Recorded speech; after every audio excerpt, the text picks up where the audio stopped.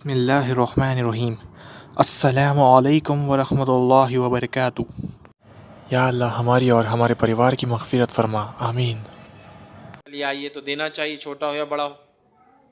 صدقہ اللہ کی ناراضگی کو دور اور اس کے غضب کو دور کر دیتا ہے۔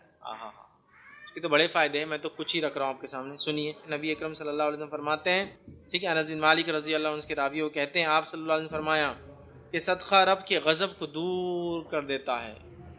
کیا فضیلت! صدقہ رب کے غضب کو دور کر دیتا ہے۔ اگلی فضیلت سنیے اس کے بعد جو اسی حدیث میں آتی ہے، اور مرتے وقت بری حالت کو دور کر دیتا ہے۔ سبحان اللہ، کیا بینیفٹ ہے! صدقہ سب سے پہلا رب کے غضب کو دور کر دیتا ہے اور بری موت سے نجات دلاتا ہے۔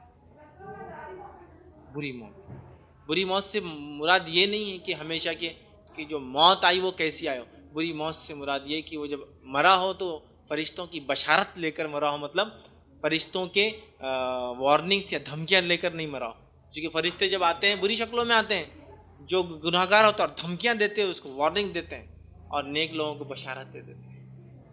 میں یہ کیوں کہہ رہا ہوں؟ کیونکہ صحابہ کی بہت سی اموات دیکھی کیسی ہوئی، کسی کو جلا دیا گیا، کسی کو انتقال کے بعد کان، ناک، انگلیاں سب کاٹ دی گئی۔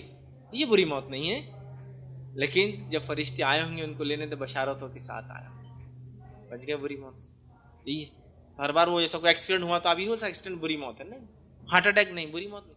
وہ مرا تو تب فرشتے کس حالت میں اٹھا کے لے گئے، یہ ریئل موت ہے۔ اچھا، تو بری موت سے اللہ تعالیٰ بچا لیتا ہے۔ اس میں یہ بھی شامل کر سکتے کہ فزیکلی بری موت بچا لیتا ہے، اچانک نہیں دیتا ہے تاکہ توبہ کا موقع مل جائے۔ اچانک آ بھی گئی تو ایسی حالت میں پھر دیتا ہے کہ وہ خوش رہتا ہے بس۔ سمجھے بات؟